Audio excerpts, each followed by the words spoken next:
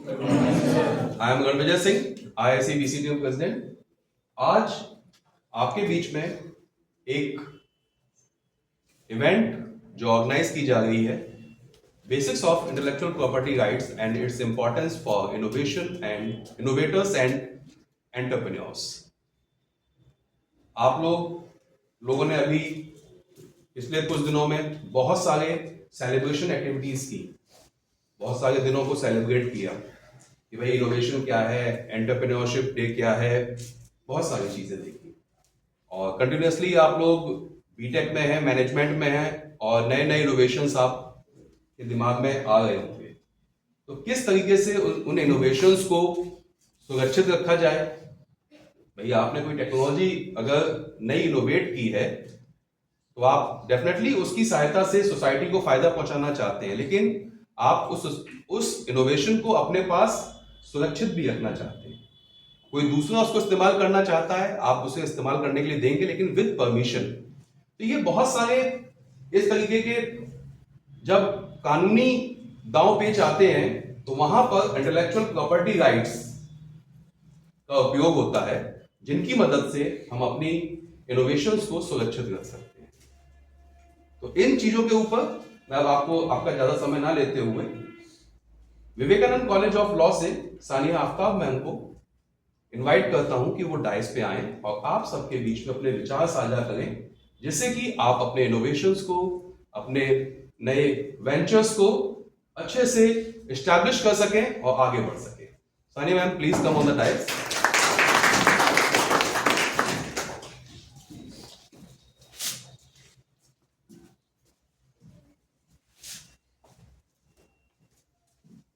Thank you, sir, for inviting me here. So basically, today's topic is on IPR and its importance and innovation. Sorry, its importance for innovation and entrepreneurs. Basically, how many of you heard about IPR earlier? सुना है किसी ने IPR के बारे में पहले? Intellectual Property Rights. तो basically property क्या होती है? प्रॉपर्टी कोई बताएगा? प्रॉपर्टी वो कोई भी चीज है दैट बिलोंग टू समबडी, ठीक है। तो बेसिकली प्रॉपर्टी को अगर हम मेजरली डिवाइड करते हैं तो प्रॉपर्टीज दो काइंड की प्रॉपर्टीज में डिवाइड होती हैं, tangible property and intangible property. Tangible and intangible सुना है? Tangible that can be touched and intangible that can not be touched, ठीक है। अगर हम टेंजिबल प्रॉपर्टी की बात करें, ये तो कोई कार है, ये लैपटॉप है, ये सारी टेंजिबल चीजें हैं। इंटेंजिबल प्रॉपर्टी की बात करें हम, तो अगर हम बात करते हैं कॉपीराइट की, कोई आइडिया है दैट इज इंटेंजिबल, उसे हम टच नहीं करते बट वो प्रॉपर्टी है। तो यही जो सारी चीजें जो इंटेंजिबल प्रॉपर्टीज हैं, उन सारी चीजों को कवर करता है आईपीआर। आईपीआर बेसिकली डील करता है इंटेलेक्चुअल प्रॉपर्टी राइट, जैसे आप नाम सुन रहे हैं। तो इंटेलेक्ट से जो चीजें हैं, जो आपकी क्रिएशन है, उसे आईपीआर जो है वो प्रोटेक्ट करता है, ठीक है। अगर आपसे देख पाएंगे स्लाइड को, इंटेलेक्चुअल प्रॉपर्टी लॉ जो है डील करता है creative aspects of human mind. कोई भी ह्यूमन माइंड है, वो उसमें कोई भी क्रिएटिविटी उसने प्रोड्यूस किया है, कोई भी क्रिएटिविटी आई है, कोई क्रिएटिव आइडिया है, तो वहां पे हम प्रोटेक्शन देना चाहते हैं तो हम उसमें आईपीआर के थ्रू ही दे सकते हैं। आईपीआर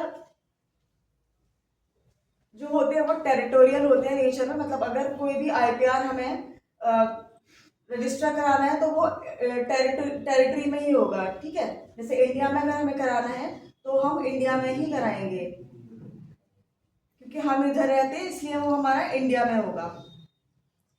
तो ये आईपीआर ये मेजरली जो ब्रॉडली क्लासिफाई किए गए हैं, इसमें ये 7 आते हैं क्लासिफिकेशन। कॉपीराइट्स आता है आईपीआर के अंडर, पेटेंट आता है, ट्रेडमार्क्स आते हैं, डिजाइन आते हैं, ज्योग्राफिकल इंडिकेशंस आते हैं, कॉन्फिडेंशियल इंफॉर्मेशन जो कि ट्रेड सीक्रेट्स होता है, एंड सेमीकंडक्टर्स एंड लेआउट्स।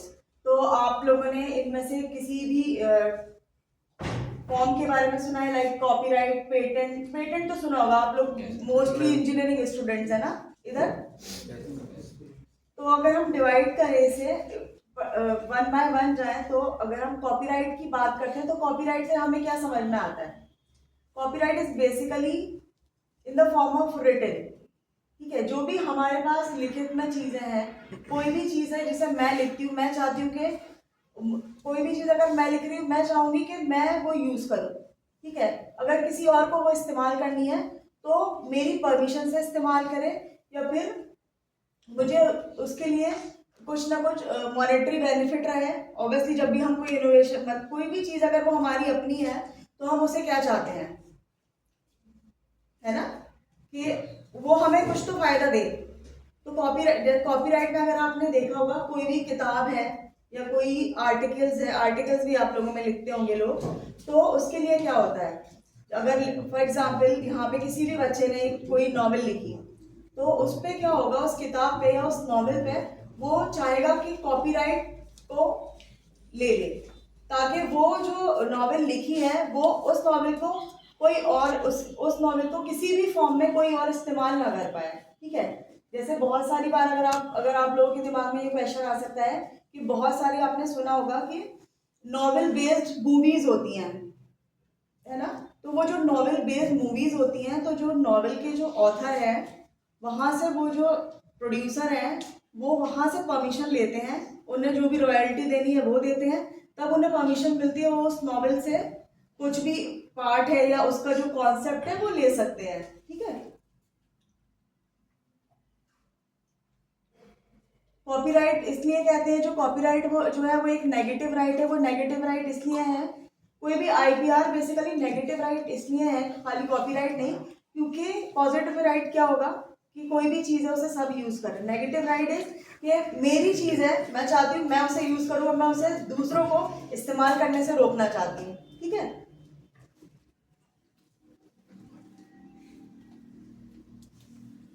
तो कॉपीराइट वर्क जो मेजरली डिवाइड किया गया है वो 2 ब्रॉड कैटेगरीज में है, literary, dramatic, musical and artistic works.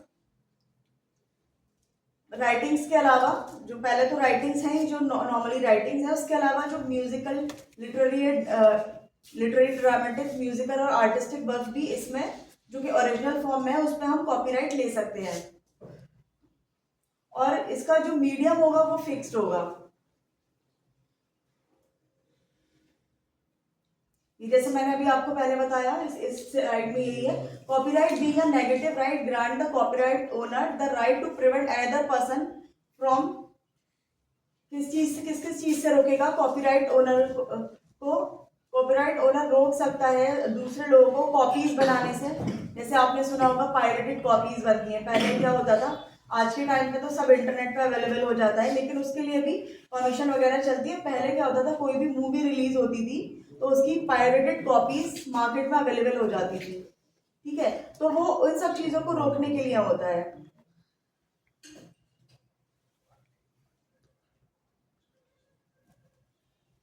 Literary work में यही आएगा आपका। लिटरेरी वर्क जो है कोई भी वर्क जो कि ड्रामेटिक, म्यूजिकल वर्क जो कि रिटन या स्पोकन या संग फॉर्म में, लाइक सॉन्ग्स जो होते हैं वो भी लिखे जाते हैं तो उनकी लिरिक्स पर भी कॉपीराइट होता है, ठीक है। ड्रामेटिक वर्क की अगर हम बात करें तो ड्रामेटिक वर्क में जो डांस है, डांस का फॉर्म है या ड्रामा है, ये सारी चीजें कवर होती हैं। आप लोगों को शायद से पेटेंट वाला पोर्शन ज्यादा समझ में आएगा, क्योंकि ये सारे जो लिटरेचर वाला पोर्शन है ये जो कि रिसर्च स्कॉलर्स और ये वाली उन लोगों के लिए ये ज्यादा बेनिफिशियल है। लेकिन जब हम एमबीए में एमबीए स्टूडेंट्स या इंजीनियरिंग स्टूडेंट्स की बात करते हैं, तो जो आप लोगों को रेलिवेंट जो पोर्शन रहेगा वो, अगर एंटरप्रेन्योरशिप में जाएंगे तो आपके ट्रेडमार्क्स वगैरह रहेंगे, और अगर कोर इंजीनियरिंग बेसिस पे है तो पेटेंट ज्यादा आप लोगों के लिए काम की चीज है, मतलब उसमें आप लोगों को ज्यादा इंटरेस्ट रहेगा। साउंड रिकॉर्डिंग्स होती हैं, जैसे कि गाने भी जो रिकॉर्ड्स होते हैं, वो सारी चीजें, ये सारे, इन्हें सबको कॉपीराइट दिया जाता है।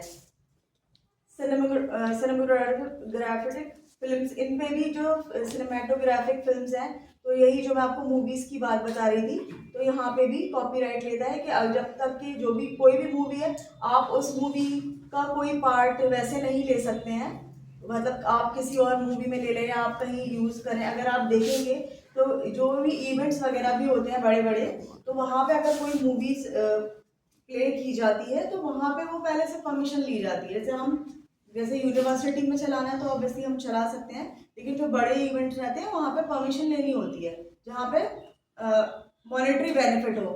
समझ गए आप लोग? जैसे कोई इवेंट है, वहाँ पे टिकट्स अवेलेबल है और कोई मूवी चलानी है, तो वहाँ पे परमिशन लेनी रहेगी।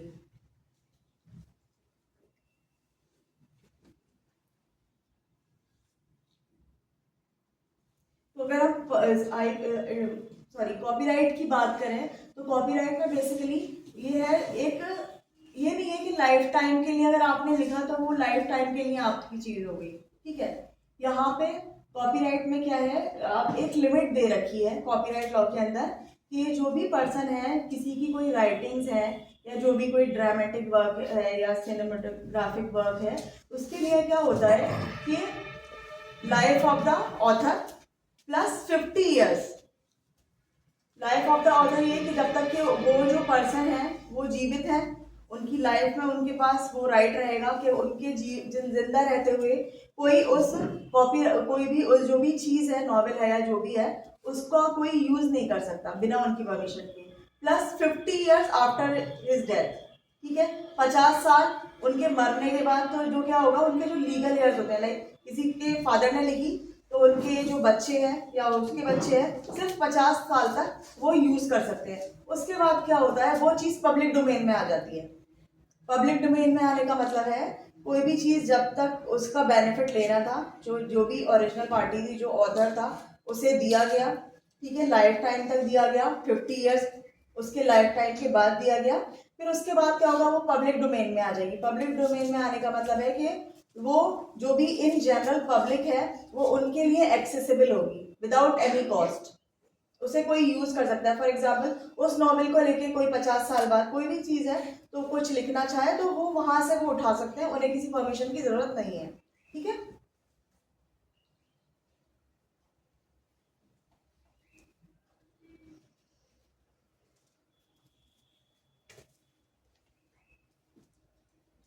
ये यहाँ पर अगर आप लोग चाहेंगे मैं थोड़ा सा एक ब्रीफ देती हूँ केस का।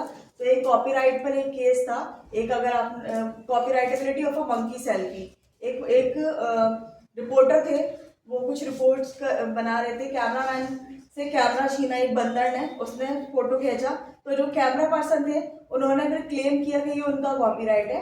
बट बाद में ये हेल्ड हुआ था कि वो कैमरा उनका था लेकिन सेल्फी उन्होंने नहीं लिया था, सेल्फी बंदर ने खुद से लिया था, तो इसे कॉपीराइट में नहीं दिया गया था। आइडिया एक्सप्रेशन डायकोटोमी की बात करें तो जो कोई भी आइडिया है किसी चीज को लेकर, वो उसके लिए कॉपीराइट नहीं है। आइडिया प्रोटेक्टेड नहीं है अनटिल एंड अनलेस वो किसी फॉर्म में ना हो। सिर्फ आपने कुछ सोचा, मैंने कुछ सोचा, तो वहां पे प्रोटेक्शन नहीं दी जाएगी जब तक कि उस आइडिया के बेस पे कुछ काम ना हो गया हो, ठीक है। कोई मॉडल ना बन गया हो, कोई प्रोटोटाइप ना बन गया हो। फॉर एग्जाम्पल कि अगर कोई किसी ने कुछ गाने लिखा, किसी ने कुछ, मतलब उन्होंने सिर्फ सोचा, धुन सोच ली, तो लेकिन वैसे ही कुछ मिलते जुलते वर्डिंग्स पर, लिरिक्स पर किसी और ने गाना बना दिया, तो वो वहाँ पे प्रोटेक्टेड नहीं है क्योंकि उन्होंने सिर्फ सोचा, उनके पास कुछ फॉर्म पे नहीं है वो, ठीक है। और उन्होंने ना ही कुछ अभी तक कुछ प्रोटेक्ट कराया है, उसे कोई कॉपीराइट लिया है या कुछ लिया है उसके बारे में। केस लॉज मुझे लगता है जहां तक कि आप लोगों के काम की नहीं है क्योंकि ये फिर कोर लॉ क्वेश्चन में चले जाते हैं। फेयर डीलिंग के बारे में सुना है किसी ने? फेयर डीलिंग या फेयर यूज, ये कॉपीराइट का बहुत इंपॉर्टेंट पार्ट है। इसमें क्या होता है कि नॉर्मली क्या है, हम किसी का कोई भी ऑथर है, किसी की राइटिंग्स हम यूज नहीं कर सकते, नॉर्मली तो यही लॉ है। लेकिन फेयर यूज में क्या आता है, आप लोगों में से किसी ने डीयू वाला डीयू फोटोकॉपी केस सुना है? जैसे हम क्या करते हैं अपने यहाँ लाइब्रेरीज में, आप भी करते होंगे, हम जाते हैं, हमारे पास कोई किताब नहीं होती, काफी सारे पेजेस हम जेरोक्स करा के ले आते हैं, कभी कभी पूरी पूरी बुक्स भी करा लेते हैं, ठीक है। तो वो अलाउड नहीं होता है, ठीक है।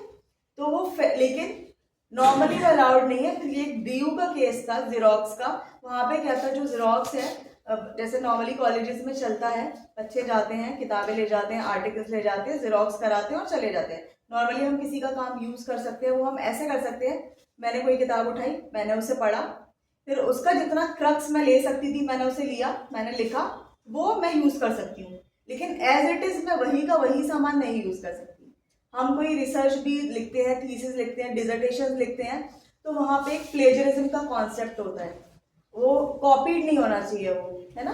तो ये सारी चीजें, तो फेयर यूज में क्या होता है, इस केस में ये हेल्ड हुआ, जो डीयू वाला केस था, डीयू जेरोक्स वाला, इसमें ये हुआ कि इसमें अलाउ कर दिया गया कि जो यूनिवर्सिटीज हैं वो यूज कर सकती हैं, लाइक जो स्टूडेंट्स हैं वो एज ए जेरोक्स करा के बुक्स वगैरह यूज कर सकते हैं, तो वो फेयर यूज में आता है, फेयर डीलिंग, फेयर यूज। और ये इसलिए किया गया क्योंकि ये जो फेयर यूज वाला कॉन्सेप्ट है ये स्टूडेंट्स के लिए काफी बेनिफिशियल है, क्योंकि हम एज अ रिसर्चर, अगर आप मुझे लेंगे, मैं सारी किताबें नहीं खरीद सकती, मैं कहीं कहीं से कुछ पार्ट ले सकती हूँ। जरूर अगर मैं किसी भी लाइब्रेरी में जाऊंगी कहीं भी, तो मैं वहां से लाइब्रेरी से कुछ जो भी मेरा रेलेवेंट काम रहेगा, मुझे लगेगा ये मेरी रिसर्च में काम में आ सकता है, तो मैं वहां से उसका जेरोक्स कराऊंगी और उसे लेकर आ जाऊंगी, फिर मैं उसे यूज करूंगी, ठीक है। तो इससे क्या हुआ, जो फेयर यूज में जब कोर्ट ने इसे अलाउ कर दिया, तो ये स्टूडेंट्स के लिए काफी बेनिफिशियल है कि हम यहाँ पे जो यूनिवर्सिटीज को अलाउ कर दिया गया कि वो स्टूडेंट्स कॉपी करा सकते हैं, बुक्स को यूज कर सकते हैं, उन्हें किसी की परमिशन या कुछ लेने की जरूरत नहीं है।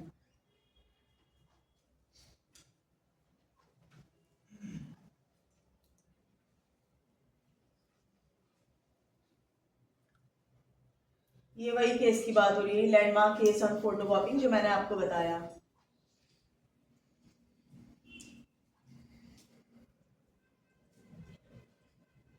एआई के बारे में सुना है?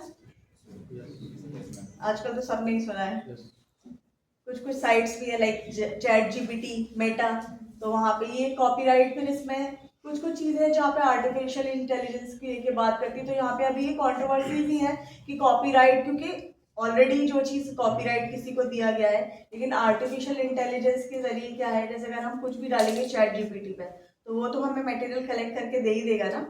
बहुत सारे, अगर आप देखेंगे आज के टाइम पे बहुत सारे यूनिवर्सिटीज ऐसे हैं, वो कहीं पे कुछ आर्टिकल्स या रिसर्च पेपर मांगते हैं, तो वहां पे वो मेंशन कर देते हैं कि किसी एआई टूल का यूज ना किया गया हो।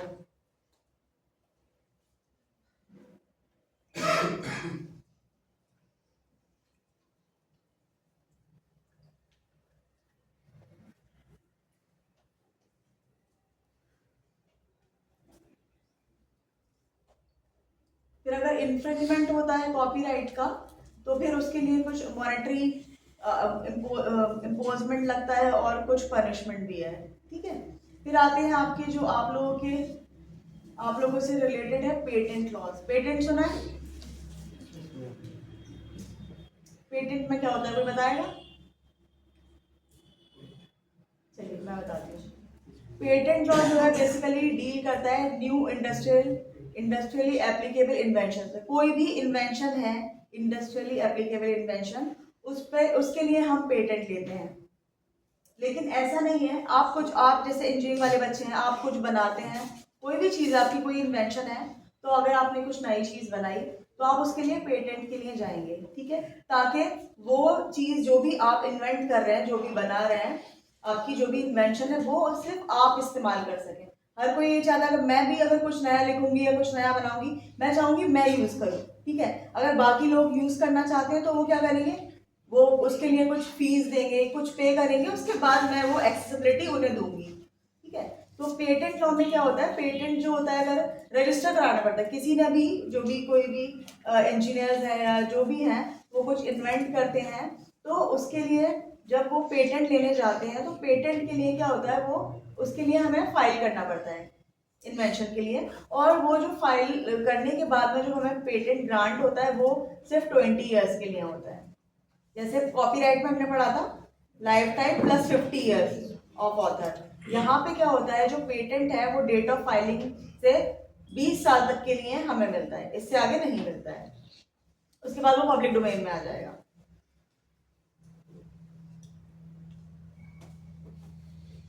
और ये पेटेंट जो होता है वो product as well as processes दोनों पे दिया जाता है। प्रोडक्ट एज और प्रोसेस समझ रहे हैं आप? प्रोडक्ट मतलब जो भी कोई भी आपका एंड रिजल्ट आया, कुछ भी इन्वेंशन में वो जो भी प्रोडक्ट बनाया आप लोगों ने उससे भी मिलता है। और हो सकता है वो जो एंड रिजल्ट वाला जो प्रोडक्ट है वो किसी और ने किसी और प्रोसेस से बनाया हो, सेम प्रोसेस इस्तेमाल ना करके, तो वो वहां पे भी पेटेंट ले सकते हैं।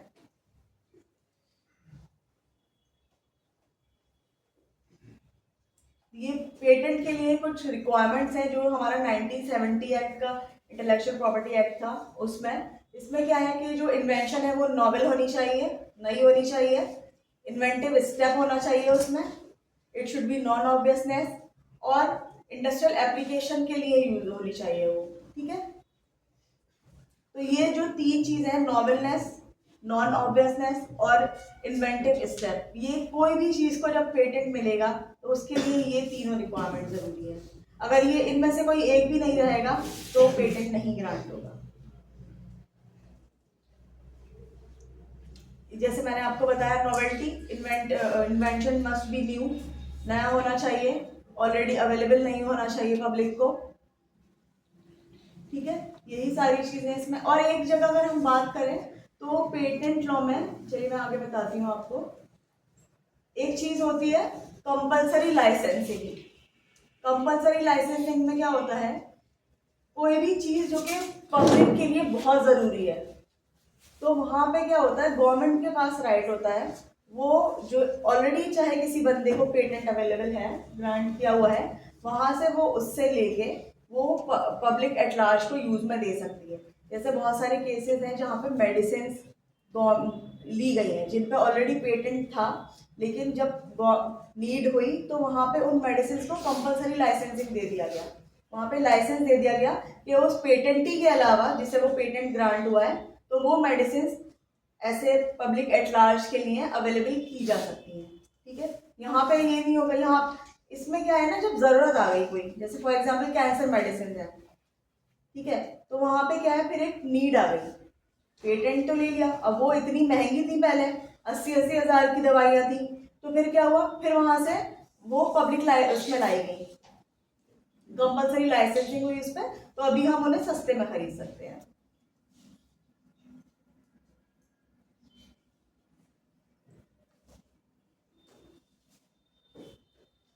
ये जैसे इंडस्ट्रियल एप्लीकेशन की बात बताएंगे, जो इन्वेंशन है वो, ये इंडस्ट्रियल एप्लीकेशन जो है दूसरी रिक्वायरमेंट है, तीसरी पेटेंटेबिलिटी के लिए। पेटेंट, जब हम पेटेंट क्लेम करने जाते हैं तो ये इसमें है कि वर्क करना चाहिए इंडस्ट्रियली। जैसे मैंने बताया 3 स्टेप है, ये याद रखने की चीज है, नॉवेलनेस, नॉन ऑब्वियसनेस और इन्वेंटिव स्टेप। ये तीनों जब भी रहेंगे तभी पेटेंट ग्रांट होगा, अदरवाइज पेटेंट ग्रांट नहीं होगा।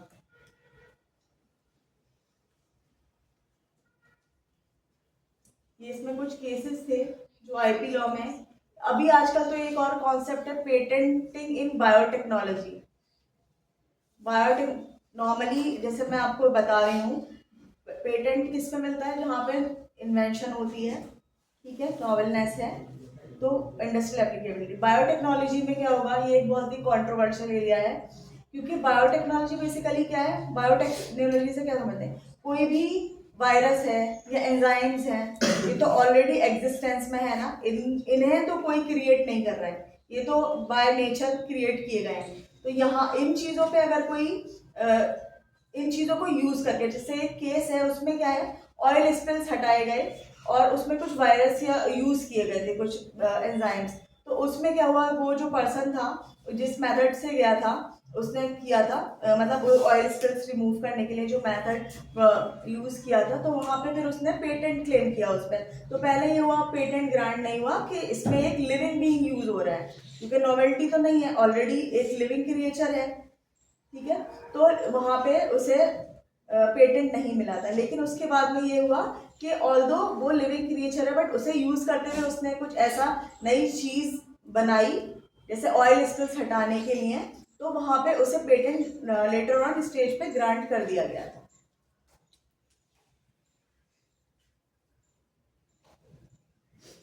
और जो मैं आपको कैंसर मेडिसिन का केस बता रही थी, वो ये नोवार्टिस केस है।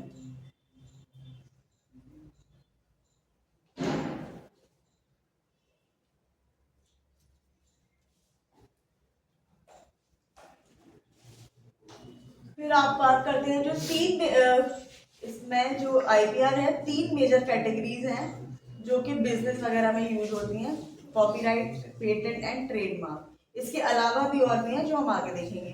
ट्रेडमार्क में क्या होता है, कोई बताएगा? ट्रेडमार्क जब भी हम कोई भी चीज बनाते हैं, ट्रेड करते हैं, तो हम चाहते हैं कि उसका एक मार्क बना रहे।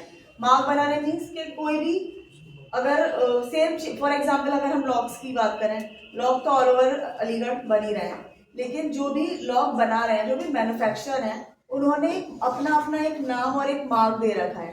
तो कि जब हम किसी भी ट्रेड को करेंगे, कोई, और वो ट्रेड लीगल होनी चाहिए, इलीगल ट्रेड नहीं होनी चाहिए, तो उसमें हम अपना एक मार्क देते हैं। तो ताकि उस, बहुत सारी बार क्या होता है, लोग उस नाम से सिर्फ चीज खरीदते हैं। जैसे आप टूथपेस्ट को देखेंगे, ऐसे तो मार्केट में बहुत सारे हैं, बट अगर आप नेचरली देखेंगे, क्लोजअप, पेप्सोडेंट, ये सारी यूज होते हैं। ऐसे तो वैसे तो बहुत सारे हैं। तो क्या होता है ना, मार्क को देख के लोग चीज खरीदते हैं। तो इसलिए जब भी कोई बिजनेस या ट्रेड स्टार्ट की जाती है, तो उस प्रोडक्ट को एक ट्रेडमार्क दिया जाता है। जैसे इसमें लिखा है, trademark should be used or intended to be used in relation to certain goods and services.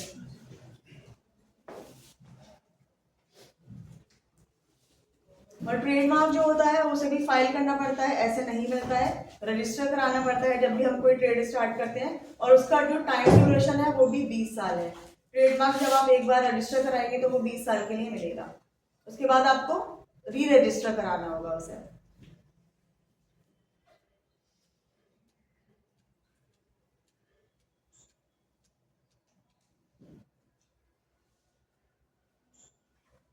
ये स्लाइड्स मैं इसलिए मूव कर रही हूँ क्योंकि इसमें ये जो स्लाइड है ये बेसिकली लॉ के हिसाब से बनाई हुई है, तो इसमें काफ़ी सारी स्लाइड्स हैं जो आपके काम की नहीं है, इसलिए मुझे स्किप करनी पड़ रही है।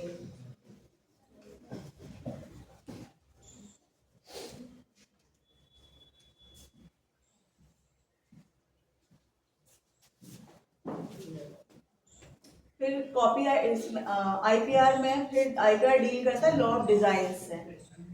तो डिजाइन्स को भी प्रोटेक्शन दिया जाता है और क्लेम कर।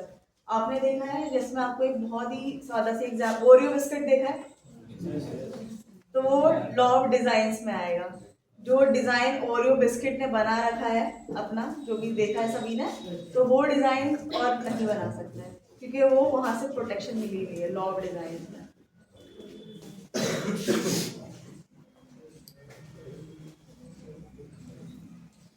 और डिजाइन को रजिस्टर करने का जो पीरियड है वो 10 ईयर्स है, और वो एक्सटेंड किया जा सकता है 5 साल के लिए। और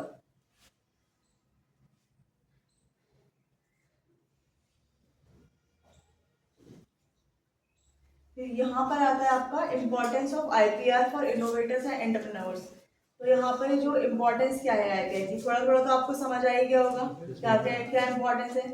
इम्पोर्टेंस में ये है कि इनकरेज करता है ये इनोवेशन को। इनकरेज कैसे करेगा? इनकरेज ऐसे करेगा कि एक्सक्लूसिव राइट देता है। जो भी आईपीआर, जिसने भी कोई भी पेटेंट अगर लेता है, कोई भी कॉपीराइट अगर लेते कराता है अपने नाम पे, या कोई इन्वेंशन करता है वहां पे पेटेंट लेता है, तो ये एक्सक्लूसिव राइट देगा और बाकी लोगों को उस चीज को इस्तेमाल करने से रोकेगा।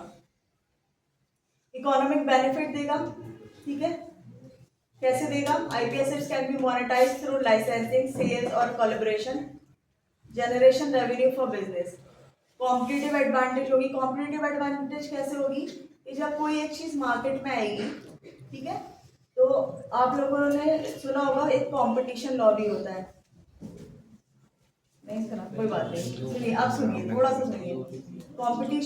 कॉम्पिटिटिव एडवांटेज ऐसे होगी, कोई एक चीज है, फॉर एग्जांपल ये एक फोन है, ये सिर्फ मैं बनाती हूँ, तो ये महंगा होगा। अब 2-3 लोग और आएंगे, 2-3 कंपनीज, वो भी बनाएंगे, कुछ फीचर्स लाएंगे, कुछ और हो सकता है एक्स्ट्रा फीचर्स लाएं, लेकिन जब मार्केट में फिर मेरी मोनोपोली, पहले मैं इसके 1000 रुपये, फॉर एग्जाम्पल 1000 रुपये में इसका प्राइस था, तो वो इसलिए था क्योंकि मोनोपोली थी मेरी। तो मार्केट में कंपनीज ज्यादा आएंगी, इनोवेशन ज्यादा होंगे, तो कंपनी ज्यादा होगी या बिजनेस ज्यादा होगा, तो क्या होगा? मोनोपोली नहीं रहेगी, कंपटीशन आएगा। कंपटीशन जब भी आएगा वो पब्लिक एट लार्ज के लिए बेनिफिशियल होगा, क्योंकि कंपटीशन आएगा, प्राइस नीचे जाएंगे। 4 लोग जब एक ही चीज बेचेंगे तो वो नीचे लेकर आएंगे प्राइस, क्योंकि 1000 पहले मोनोपोली थी तो मैं इसे कितने का भी बेच सकती थी, लेकिन जब 4 और कंपनियां मेरे ऑपोजिट खड़ी हैं तो फिर वो कंपटीशन बनेगा, और वो competition is good for society. उससे क्या होगा, प्राइस कम होंगे चीजों के। फिर आता है आपका इन्वेस्टर को अट्रैक्ट करेगा। जब भी कोई भी कंपनीज आती हैं, फॉर एग्जांपल अगर हम बात करें जो MNCs बाहर से आई हुई हैं, तो कैसे आई हैं, इंडिया में इतने इनोवेशंस हैं, लोग इतने कैपेबल हैं जो वो चीज़ें बना रहे हैं, तो फिर क्या होगा, जो बाहर, हम तो डेवलपिंग नेशन है, उतना बल्क में पैसा नहीं है हमारे पास, लेकिन जो जिनके पास बाहर जो कंट्रीज हैं उनके पास पैसा है, वो क्या करेंगी, वो इन्वेस्ट करेंगी हमारे यहाँ, तो वो फिर हमारे नेशन के लिए अच्छा रहेगा। और फिर क्या होगा, लीगल प्रोटेक्शन दिया जाता है इन्फ्रिंजमेंट के लिए, कि कोई भी पेटेंट इन्फ्रिंज करेगा या कॉपीराइट इन्फ्रिंज करेगा तो वहाँ पे लीगल प्रोटेक्शन अवेलेबल होगा, और इंटरनेशनल रिकॉग्निशन भी मिलेगा।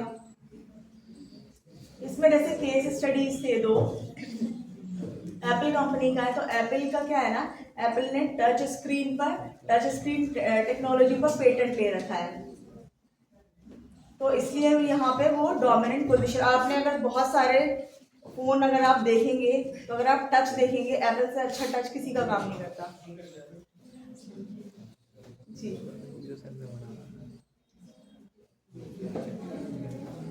ऐसे ही जैसे कोका कोला जो है, वो उसने एक ट्रेड सीक्रेट ले रखा है कि क्योंकि कोका कोला, अगर आप देखें कि बाकी आजकल के टाइम में तो बहुत सारे सॉफ्ट ड्रिंक्स हैं जो मार्केट में अवेलेबल है, बट कोका कोला अपना मतलब इन्होंने क्वालिटी वगैरह मेंटेन की है, तो फिर इनका स्टैंडर्ड उसी हिसाब से है।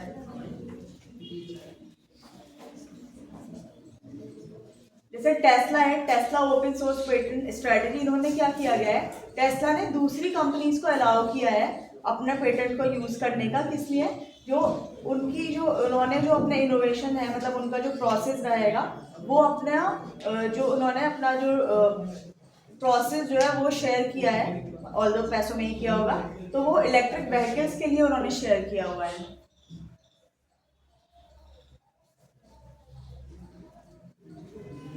इसमें आता चैलेंजेस क्या है IPR फाइल करने के लिए।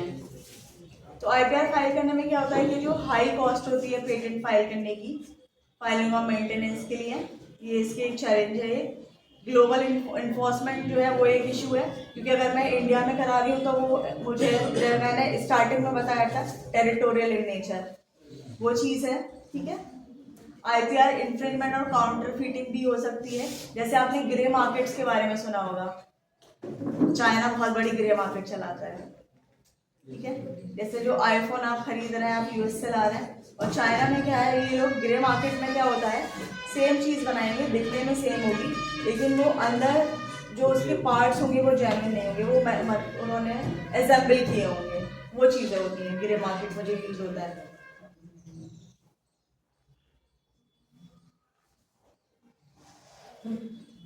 तो कंक्लूजन इसमें एक तरीके से यही है कि जो भी इंजीनियरिंग वगैरह वाले स्टूडेंट हैं, तो आप लोगों की जो आने वाली लाइफ है, अभी तो आप पढ़ रहे हैं, तो आप लोगों की लाइफ में IPR जो है वो एक काफ़ी मेजर रोल प्ले करता है, क्योंकि बहुत सारे लोग होंगे कंपनीज में जाएंगे, कुछ इनोवेशन भी रहेंगे, जैसे इधर मेडिकल वाले तो नहीं है बच्चे, तो उसमें भी बहुत सारे रहता है कि मेडिसिन को लेकर भी जो भी इनोवेशन आएंगे। तो आज के टाइम पे IPR जो है एक बहुत ही डेवलपिंग ब्रांच है देखा जाए तो लॉ की, ठीक है। आज के लिए बस इतना ही, थैंक यू।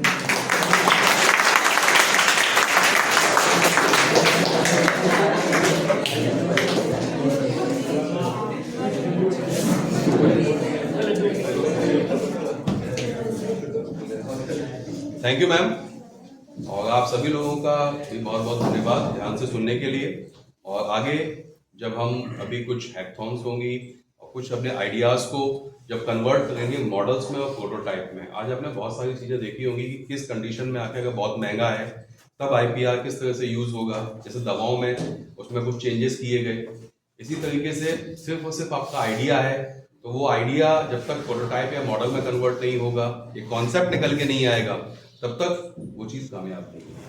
तो इसी के साथ मैम का फिर से मैं धन्यवाद कहता हूँ, और जब हमें ज़रूरत होगी लॉ एक्सपर्ट की तो मैम को हम लगातार इनवाइट करते रहेंगे और मैम से हम गाइडेंस लेते रहेंगे। थैंक यू मैम, आप सभी लोगों का धन्यवाद।